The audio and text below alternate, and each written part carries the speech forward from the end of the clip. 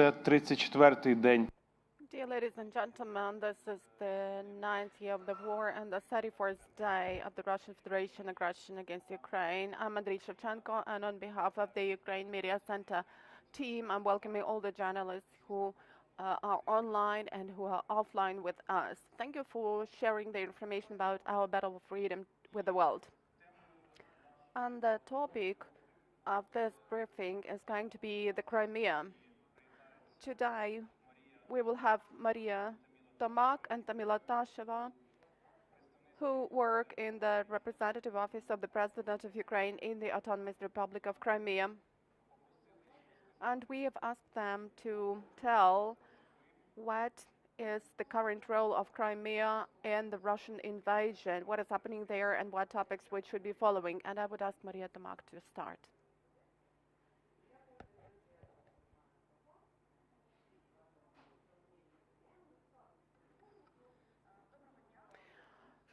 Good afternoon. I'm Maryna Tomak.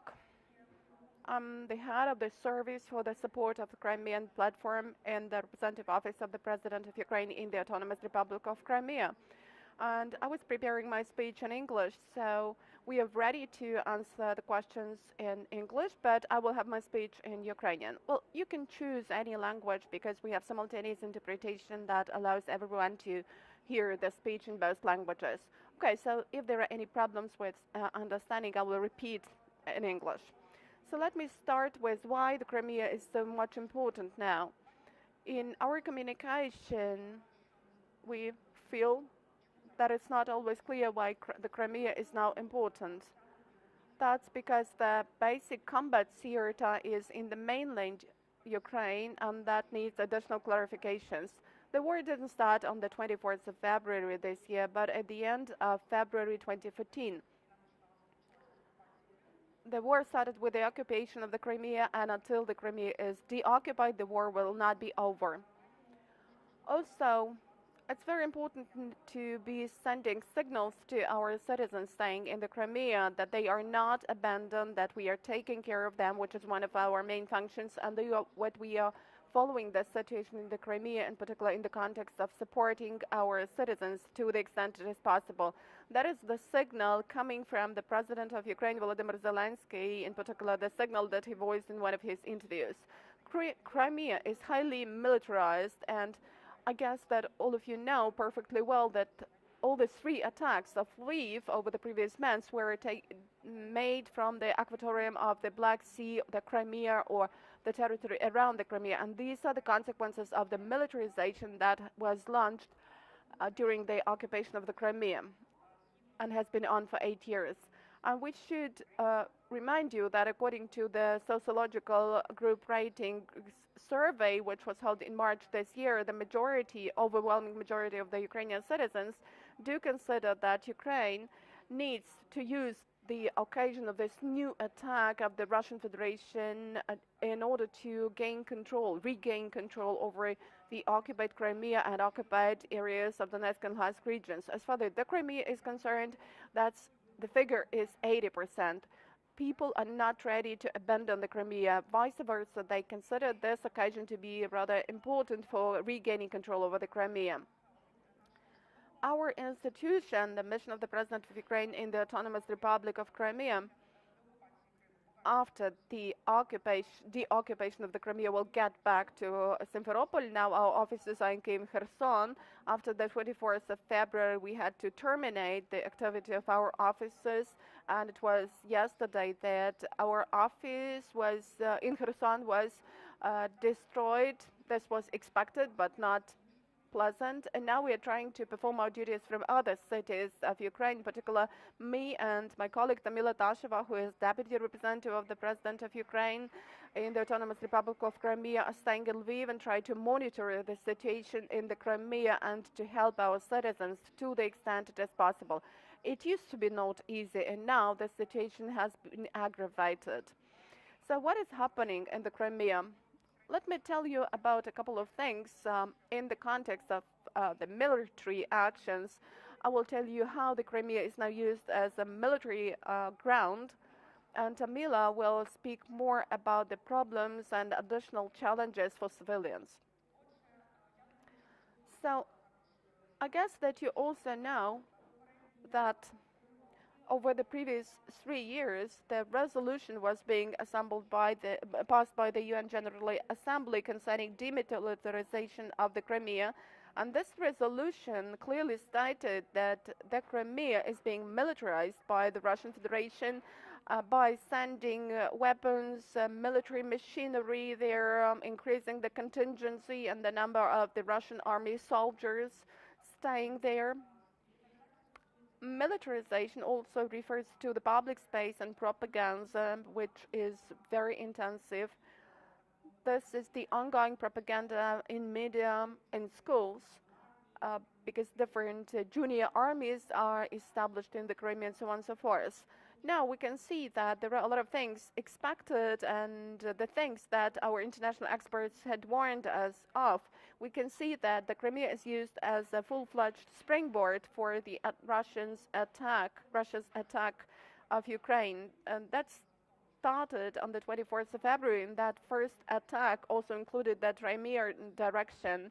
And one of the priorities for the Russian Federation was, as we guess, to make it impossible for the Ukrainian citizens to cross the administrative border of the mainland Ukraine and the occupied Crimea in accordance with the Ukrainian legislation, because there are no Ukrainian border guards there. There were 2 checkpoints there, but they were closed, and all the centers of administrative services provision that used to be highly important for Ukrainians also do not operate. They were important because Ukraine tries to keep contacts with the Crimeans. And of course, it was also important to destroy the dam. You probably know this. You know that Ukraine stopped water supply after the occupation to the Crimean Peninsula, and that was also a part of the policy that water will be supplied only after the occupation of the Crimea, when its reintegration starts. But Russia always put it as one of the priorities to get water supply to the Crimea, and they have done this. And I will later tell you about some figures. Maria, I think that maybe Tamila will have her say, and then journalists will ask questions. Just one moment. Let me tell the following.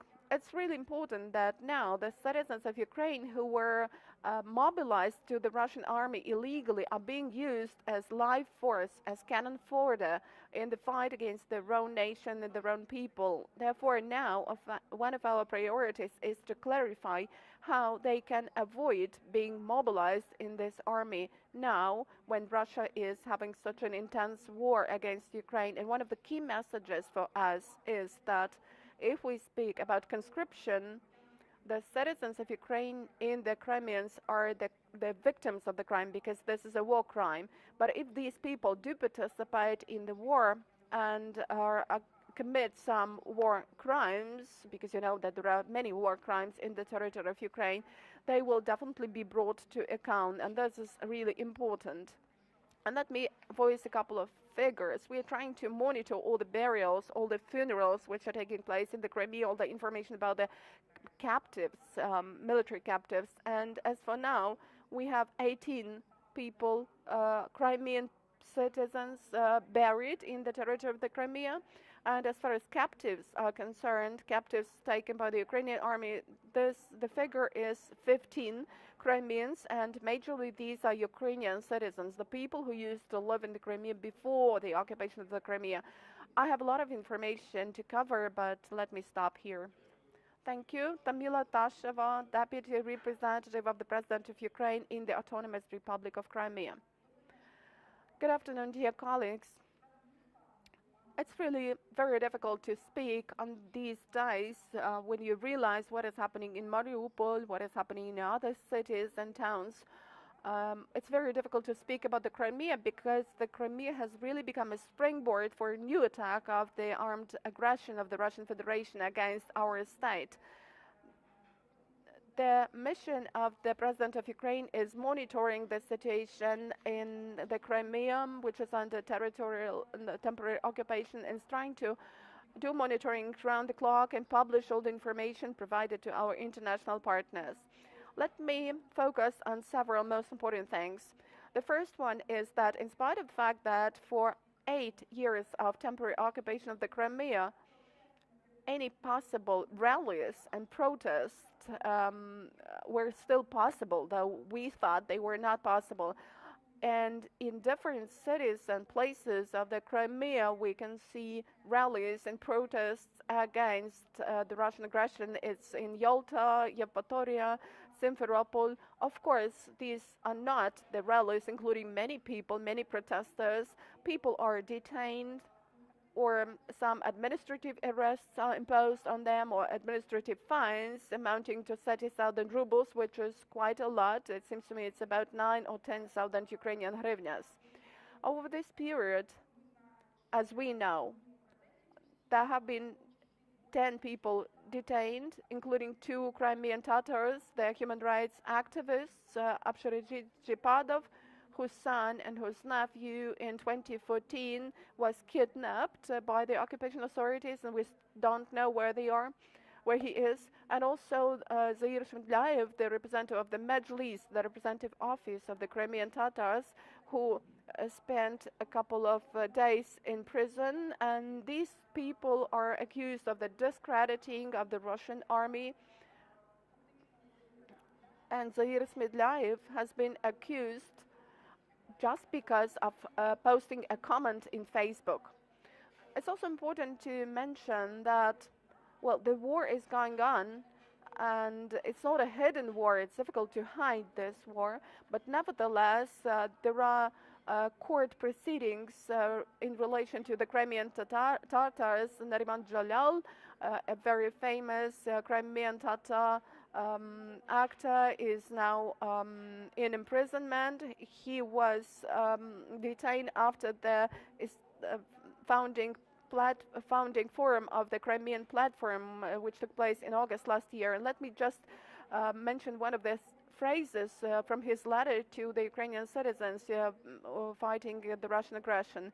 I, as any patriot of Ukraine, staying in the Kremlin in imprisonment, I'm proud of you. I'm praying for you. Let your hands carry the weapons and protect the country, and let the souls of those who have been perished protect you. That is the message from the Crimean pre-trial detention facility.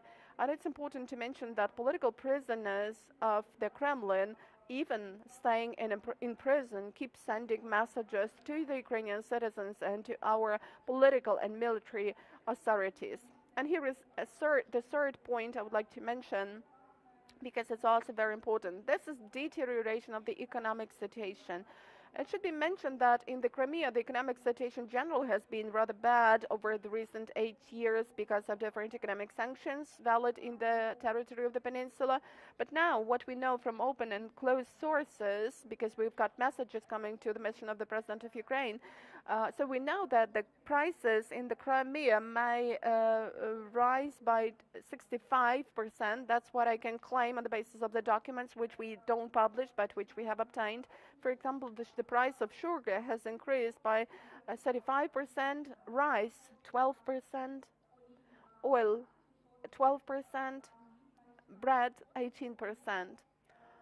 Besides that, suppliers keep communicated with occupational administrations trying to explain that because of subjective reasons they cannot keep the prices rigid at the level before the war, but they are forced to do this, and this is done rather artificially.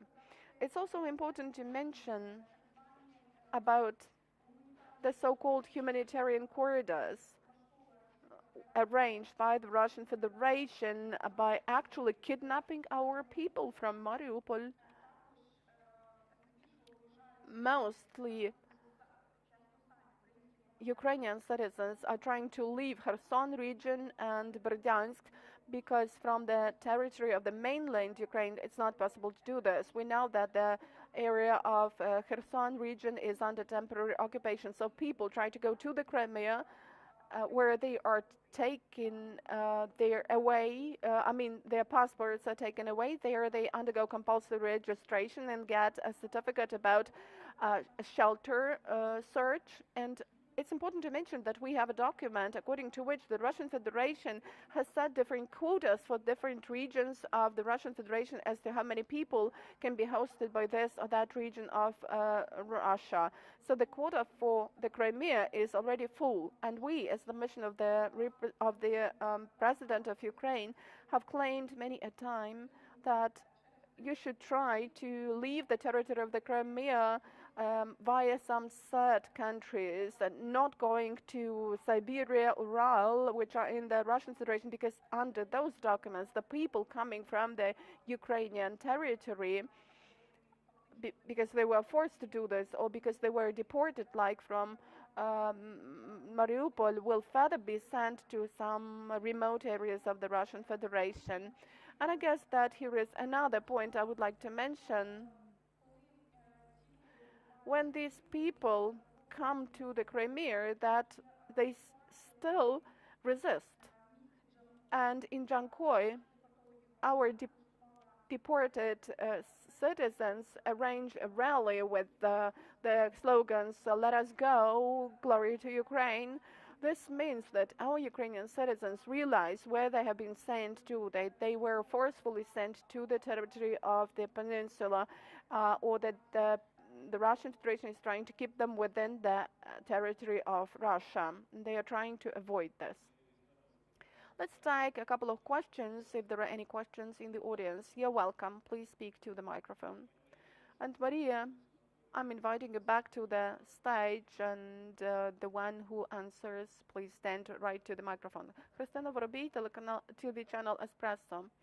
So the question to Tamila, you have mentioned that the Crimea has become the main springboard for the attack of Ukraine. Why were the bridges not undermined? I know that there was a plan that the bridges leading to Chernhar to Kherson were to be undermined, exploded. So why didn't this happen? Well, we should have a look at the mandate of our mission. As far as the issues related to military actions are concerned, we are not responsible for them, so you should probably readdress the issue about blowing up of bridges to our armed forces. But as far as we know, there was a blow up of the bridge, but probably this happened a little bit later than it should have been done. That was done by one of our soldiers, and during this explosion he perished. You know that he is already the hero of Ukraine. Yes, but that's a different bridge. This is a bridge close to Henichesk. Yes, if we speak about other bridges, really the Russian Federation managed to quickly get to the mainland Ukraine. I guess that it's important to assess this after our victory, because now we can't be looking for the people to blame. I think this would be a wrong step. Any other questions? To the microphone, please. The point is that there were some mines, but before the invasion, the mines were removed. So we see the critical situation there in Mariupol. So why did this happen? Let me repeat once again that I'm not an expert in the issues related to any military actions and the actions which were supposed to be taken by the state.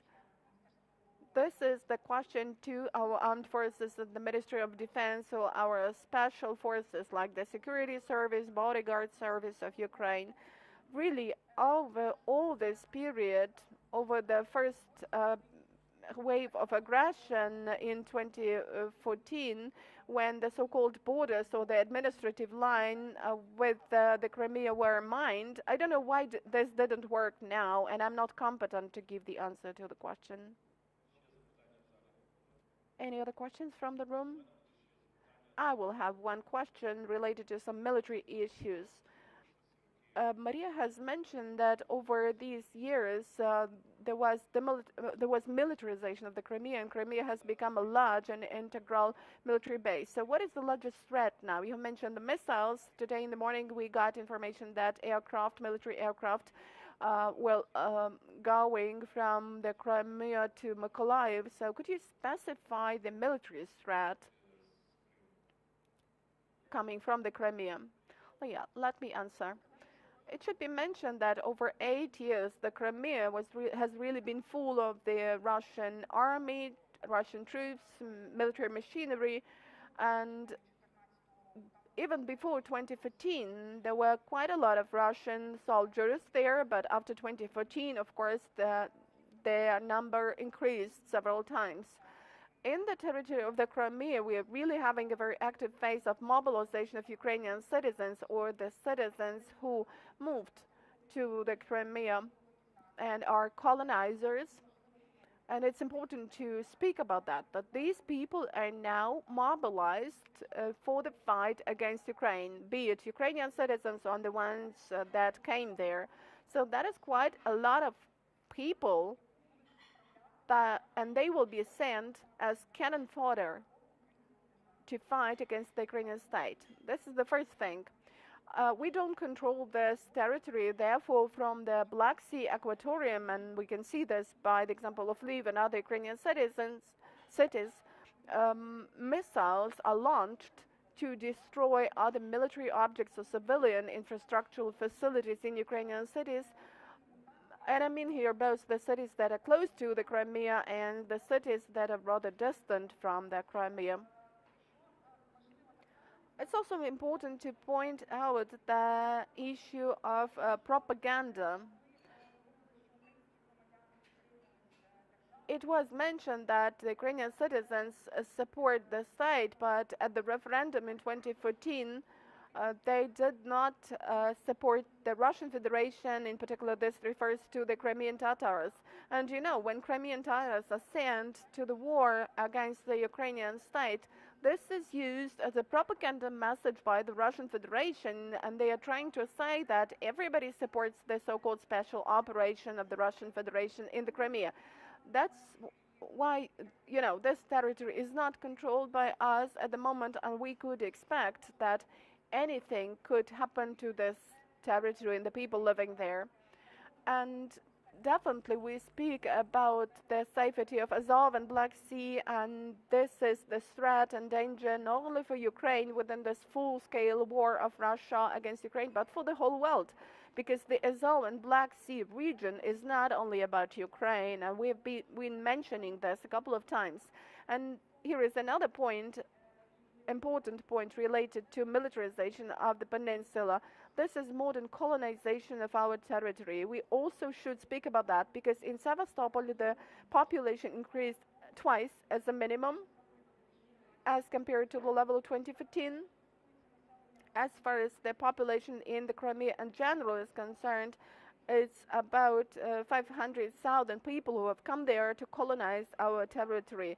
So deoccupation will take place. We will definitely win, but what do we have to do with these people, including the military men and the employees of the Federal Security Service, the Center of Extremism Counteraction? These are not only military structures, but the so-called law enforcement bodies, of which we have a lot of representatives in the Crimea, and we will have sabotage and reconnaissance groups consisting of these people anyway.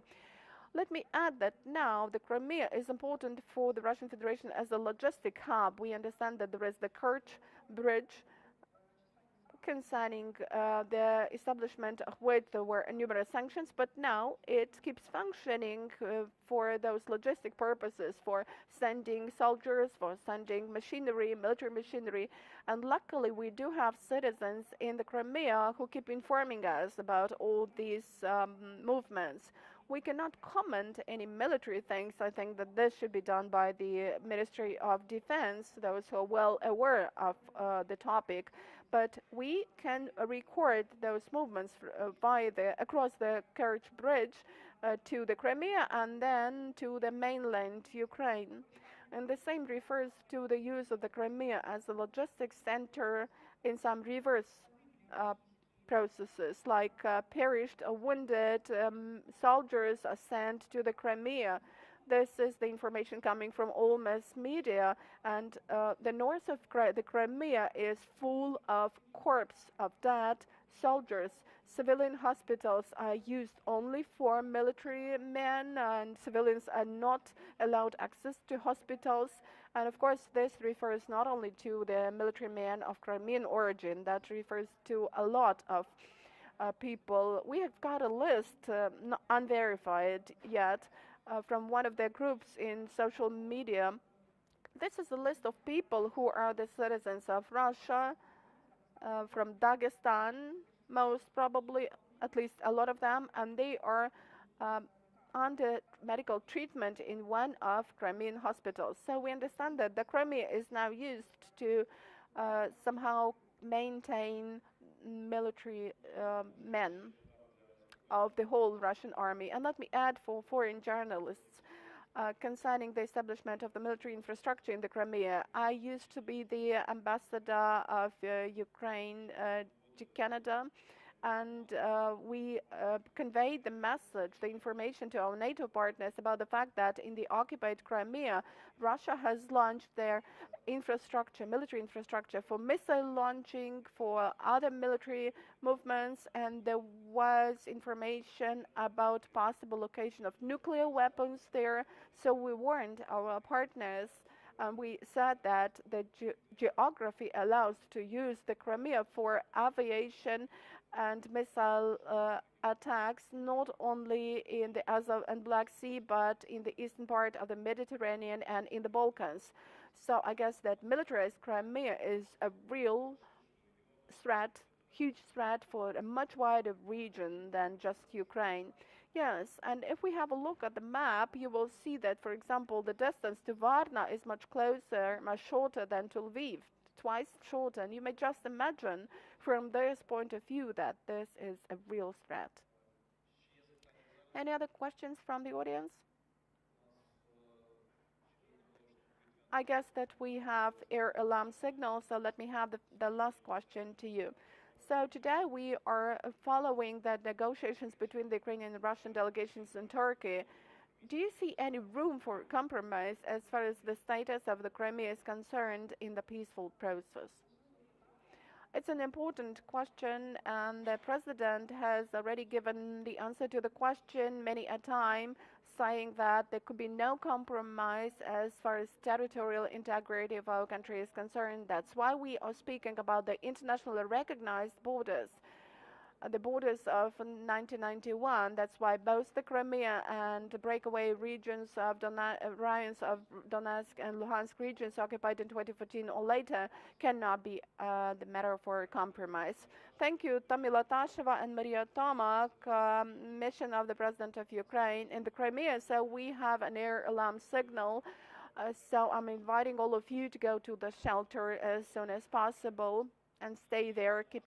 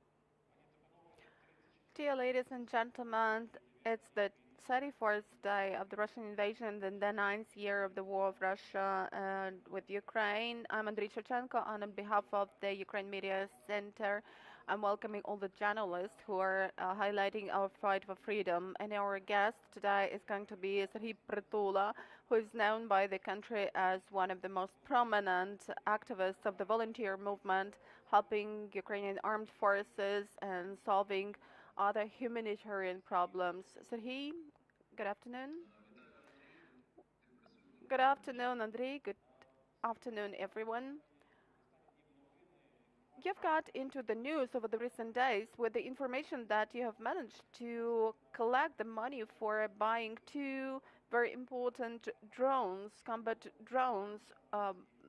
What is the importance of this purchase? Well, the importance is that unfortunately Ukrainian producers that we now have that produce drones that help us to have gunning and reconnaissance unfortunately don't function because of the combat actions, and they have removed their facilities. I will not tell the place where they have been relocated, but due to a sudden pause in the supply of the Ukrainian army with these drones, I mean Leleka stops to Tasheva, we have to buy some counterparts abroad.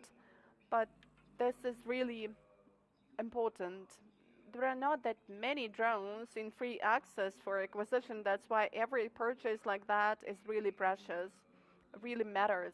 And I can really tell you that that was a great piece of joy for our armed forces when our charity foundation and another charity foundation managed to buy several such complexes abroad.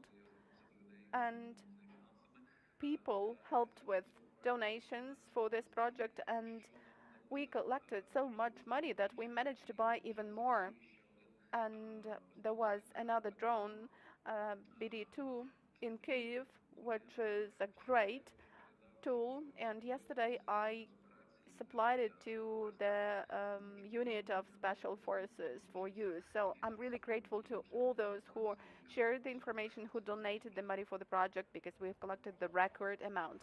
As far as we understand, your foundation deals with supporting the armed forces and the National Guard or some other units in solving specific combat tasks.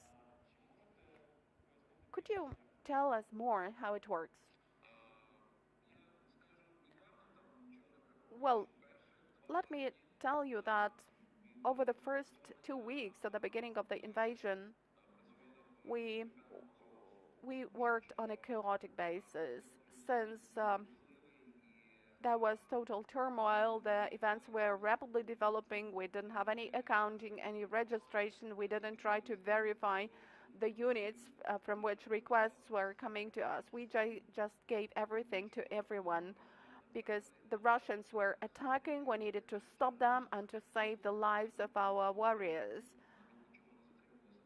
So we actually didn't have anything in our facilities. It was just supplied online. But then we managed to somehow level up the situation, to stop the enemy and even to have counterattacks in some directions. Then we got some clarity, got some coordination with other volunteer foundations in order not to duplicate the effort and not to meet the same requests.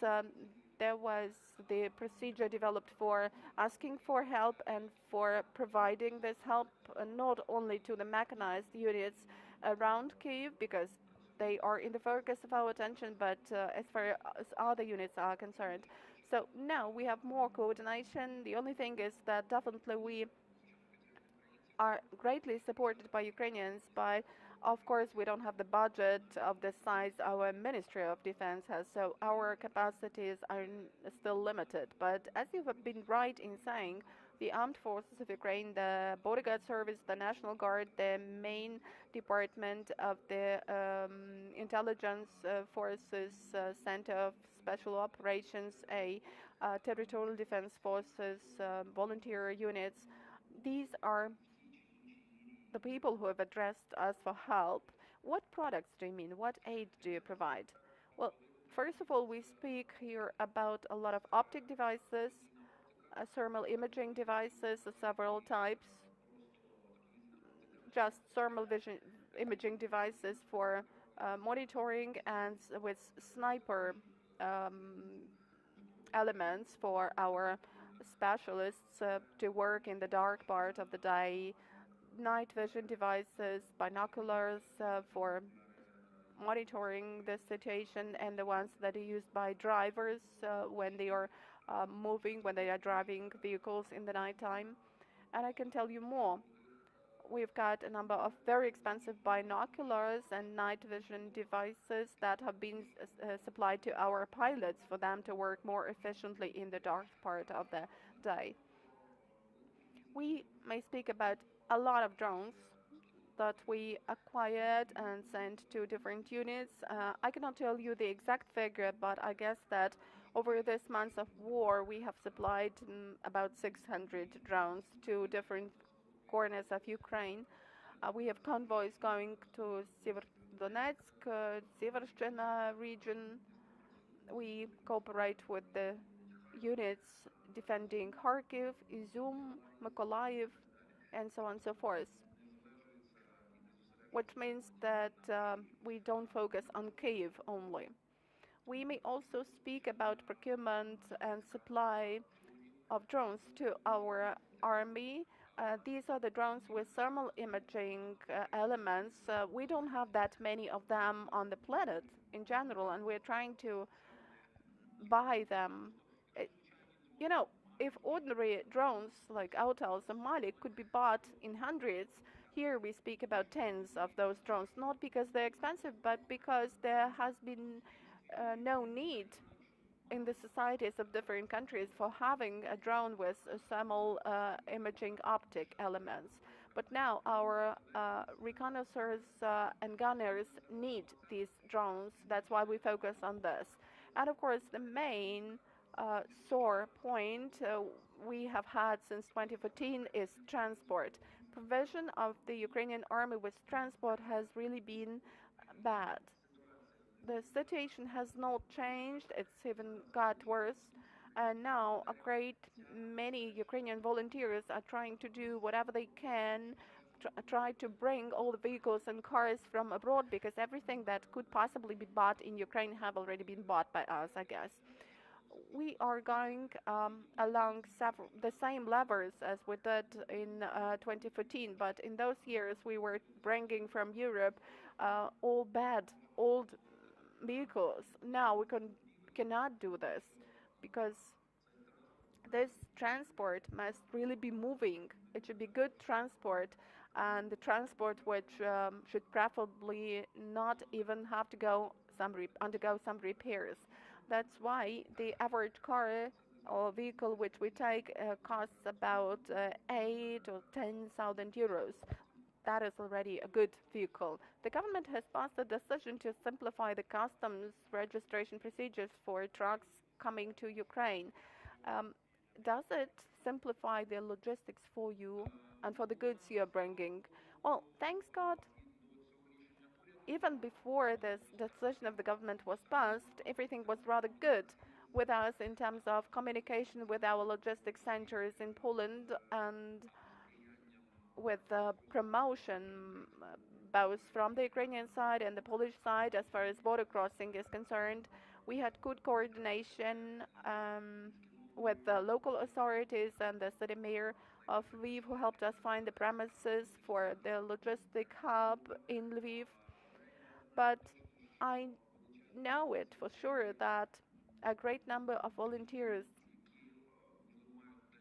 who have some smaller amounts procurement will have their life simplified as a result of this decision passed by the government, because the needs for helmets, for bulletproof vests are still there. These are urgent needs, and we or the fund Get Back Alive may speak about thousands of helmets and bulletproof vests, but the volunteer can, for example, get 30 or 50, and it used to be more difficult for such volunteers to bring these products to Ukraine, but now it's easier.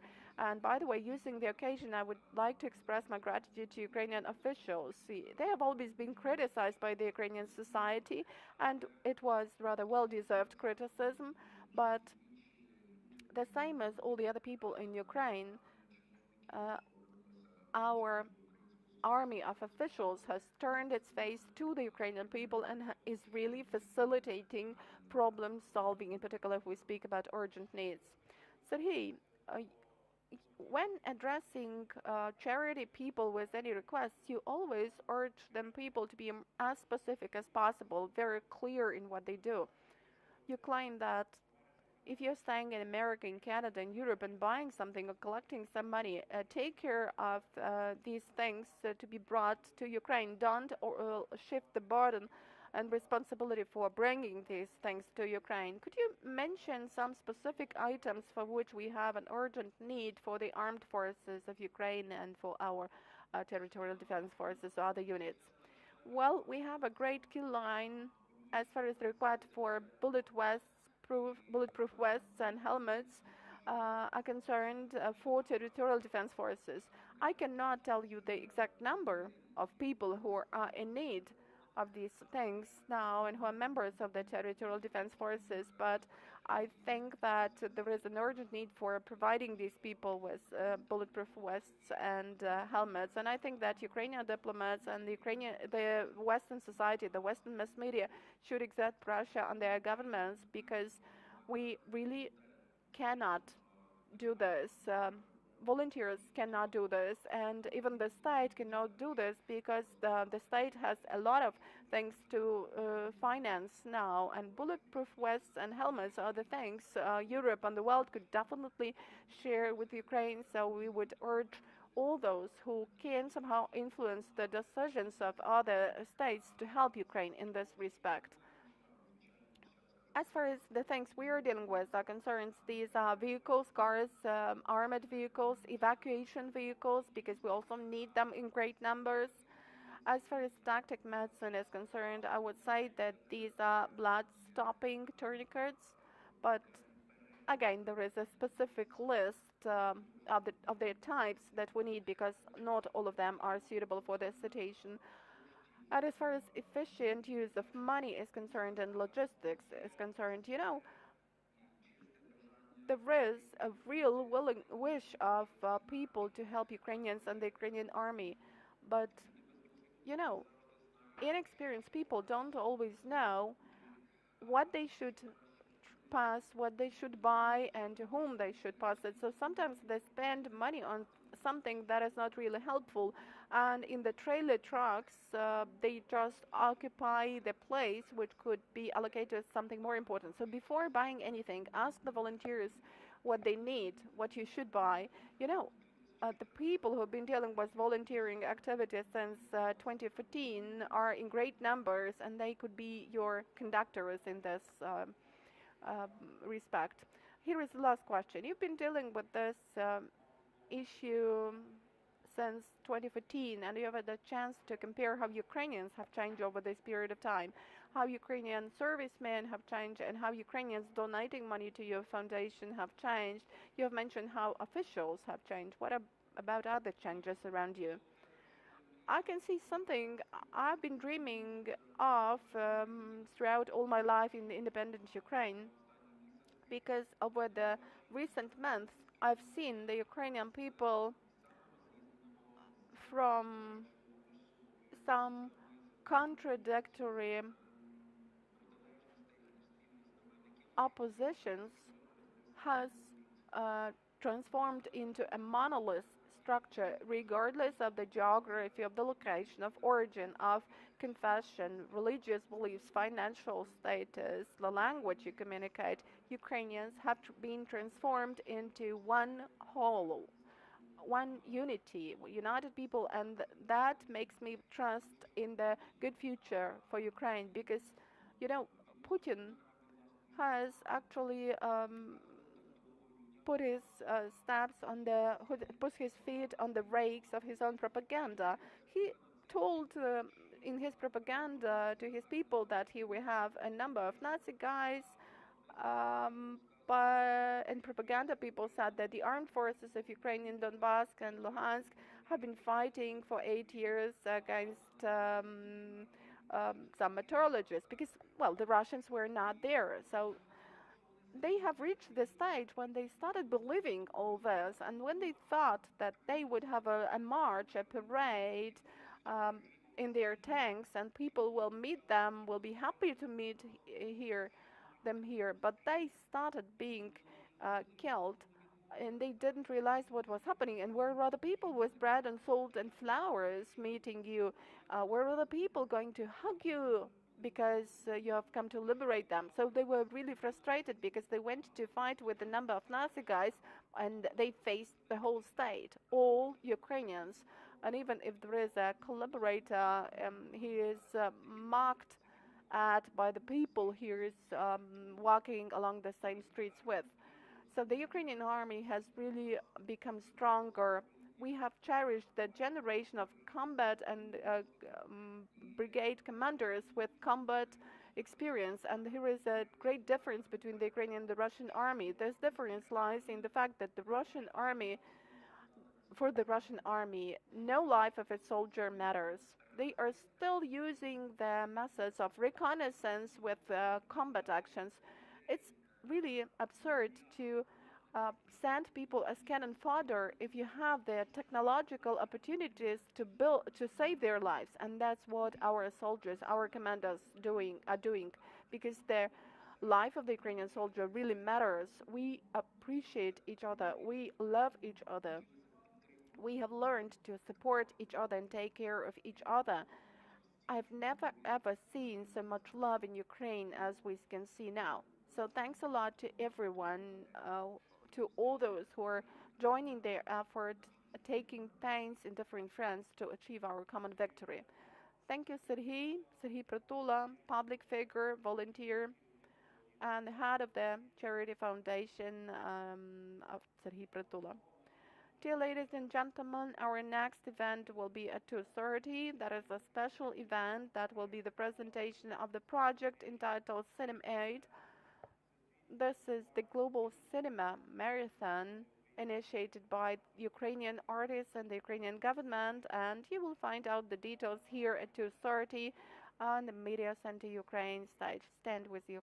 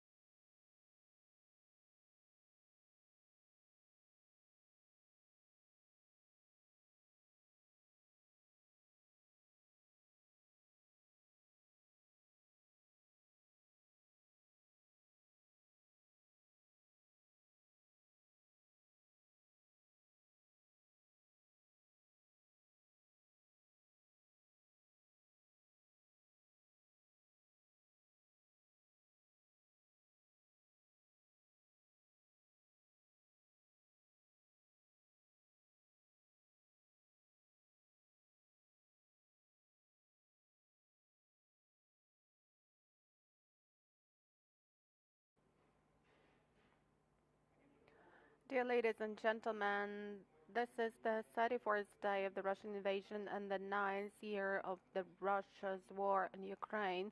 I'm Andrii, and on behalf of the team of Ukraine Media Center, I'm welcoming all the journalists who are staying offline or online with us and telling about our fight for freedom.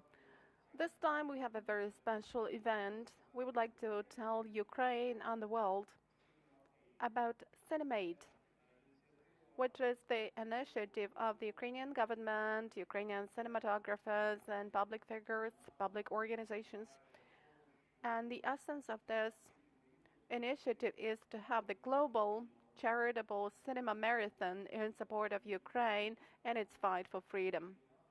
And today we have a whole team of co-organizers, but to start with, I would like to give the floor to Maryna Kudrechuk, head of the Ukrainian State Film Agency of Ukraine. Please, Maryna, tell about your initiative. Good afternoon.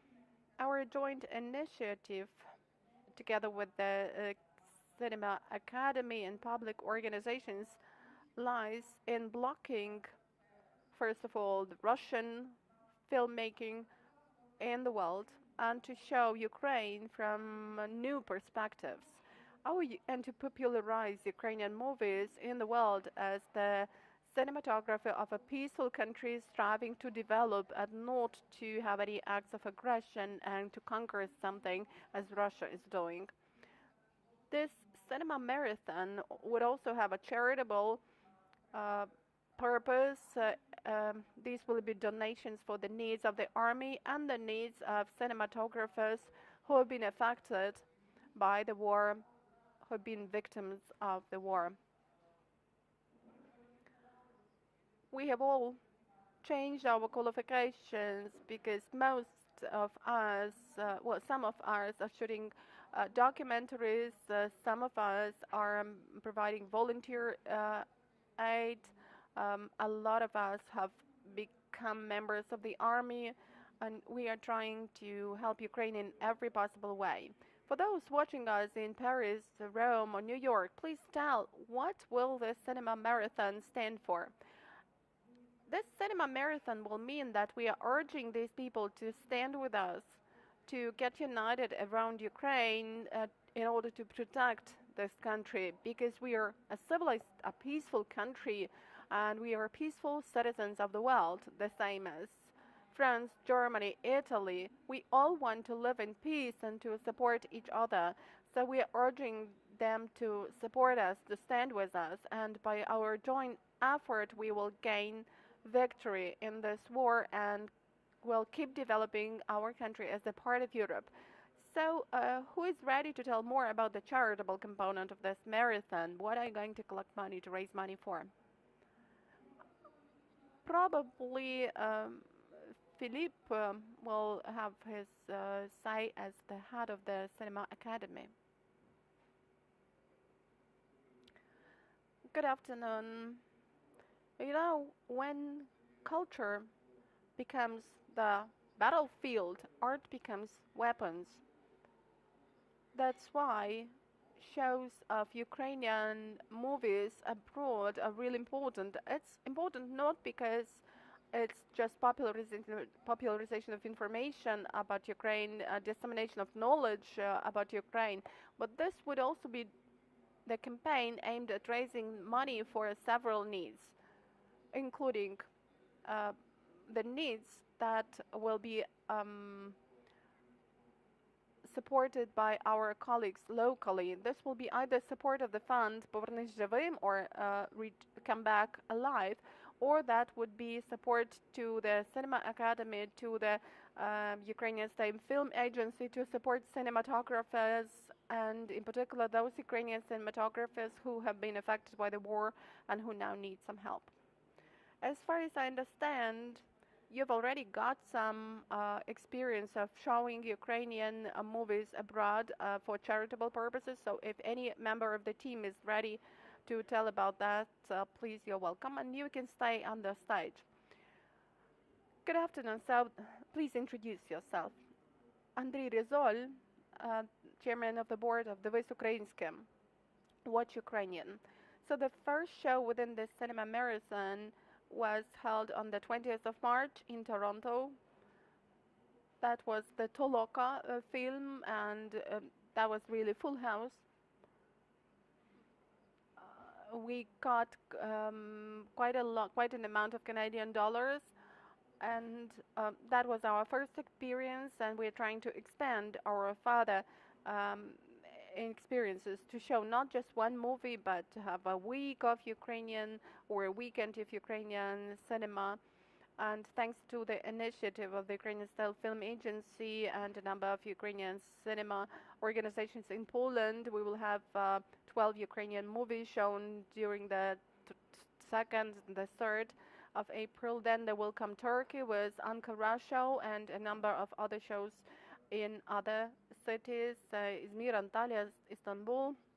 And we are keeping in contact with our colleagues. Today we had an internal Zoom meeting, so we are working with more than 50 countries of the world. And we are urging the people who see their announcement about our cinema marathons in their countries and their cinemas to attend the cinema marathon, to watch a high-quality Ukrainian movie, and to thus also contribute to our joint victory. Is anybody going to tell anything about the Russian cinematographies? Are you staying in contact with them, and are there any signs of support or understanding there? Let me just say that all Ukrainian cinematographers have got united, and we are fighting a war against the Russian information bloc. The Russian information bloc in the manifestation of cinema is also a threat. That's why the initiative of our government and our public organizations is to block Russian cinemas, Russian movies in all A-class festivals and in all international fora to prevent propaganda from coming onto the world level. On our part, we are trying to show all Ukrainian movies, and this marathon aims to help Ukrainians staying not in Ukraine to join in the process, and in this way they could also encourage foreigners join us and donate money for our joint victory. Also, let me mention that the Ministry of Foreign Affairs of Ukraine has joined the initiative, and the embassies of all the countries where this event will take place are supporting us. And in Poland we will have a meeting, an initiative supported by the Ukraine's ambassador to Poland. Please introduce yourself. I'm Artem Koliubaiev. I'm head of the Council for State Support of Cinematography of Ukraine. Let me also mention that this is just the beginning, and I'm really happy that we've been joined not only by Ukrainian cinematographers but international ones. This is the initiative in which several organizations would be willing to have this initiative in their cities, and we already have to choose from them. So our task is to get united for the sake of our own victory. And what about the checklist? If somebody is watching us who represents the cinematography abroad, what could he or she do to support Ukraine within his mandate? And, you know, we understand that creativity and state support of cinematography is now in the standstill. But what could the state still do in these conditions? Let me continue. On the initiative of the Ukrainian State Film Agency, we have developed the list of movies that were at the final stage of their production. They were almost completed. And this is the list we are submitting to the international community because we want these movies to be completed.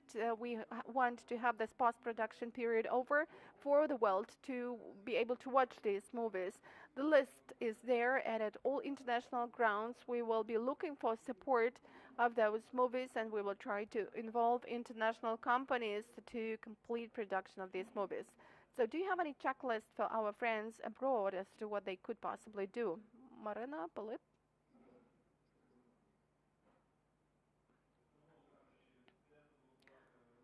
Well, for example, where they can block Russian movies, where they can support Ukrainian movies, what they could do. We have urged all the festivals to stop including Russian movies into their programs and inviting official Russian delegations. And we have also urged producers of international contact and Western producers to leave the Russian market, and a lot of them have already done this. We know that Russia has been excluded from Euromash, and the Moscow Festival was deprived of accreditation, and our calls were supported by the European Cinema Academy. And as far as the people who want to join in our CinemAid marathon are concerned, we are now launching the resources, and via the webpage of the Cinema Academy and Ukrainian State Film Agency in Facebook, you may find the list of contacts, the list of cinemas, of movies, and there is the full-fledged promo package for holding any event. And here is an open question to the whole team. That will be the last question. Please tell about the relationship between art and war, cinema and war. Well, if I'm here, so I think that I will start answering the question. Ukrainian movies and Ukrainian art will never be like they used to be before the war. The war will really change the genre range, the genre diversity, and the content messages, because of the experience that we are now living through. That experience will change us drastically, and it will finally eradicate and dispel the myths that we had and the whole world had about the role of great Russian culture, because Russian cultural elite, as the leaders of the society, failed to cope with their moral compass mission. They have not passed the test, and they will have to bear collective responsibility for the regime that has been cherished by them over 20 years, either cherished or with their silent, tacit consent. And all that is happening now is also with their tacit consent, and the war and the crimes against humanity and destruction of our country and our people, that is all happening because of that as well. Will anybody add a couple of words? Maryna, probably you will conclude. What about your version? What about the relationship between movies and cinema and war? Well, cinema is conveying our culture to other countries of the world. And let me repeat once again that now we want to show that we are a peaceful nation striving to develop, striving to live in peace. And we want to be full-fledged citizens of the world, civilized world. And let me add a couple of words to what Filip said. Cinema will definitely change after the events we have experienced. It will change primarily in the fact that, well, you know, the war started not a month ago, started 8 years ago, and a lot of our cinematographers over this period of 8 years have been somehow trying to support, to maintain some good contacts, friendly contacts with Russia, and to create some projects involving two countries. That will never happen again. At a very high cost, this has been achieved, but anyway, Ukrainian cinema will become more independent. Russian cinematographers will not be involved in the process of Ukrainian movie creation, and we realize that in the nearest future we will get more movies about today's events and about the identity of Ukraine. Thank you, Maryna Kudrechuk, head of the Ukrainian State Film Agency, and today we have just had the presentation of the team organizing CinemAid Ukraine, which is a global charitable cinema marathon. So if you're looking for more details, have a look at the Facebook page and the website of the Ukrainian State Film Agency and Cinema Academy, CinemAid Ukraine. Thank you. Stand with Ukraine.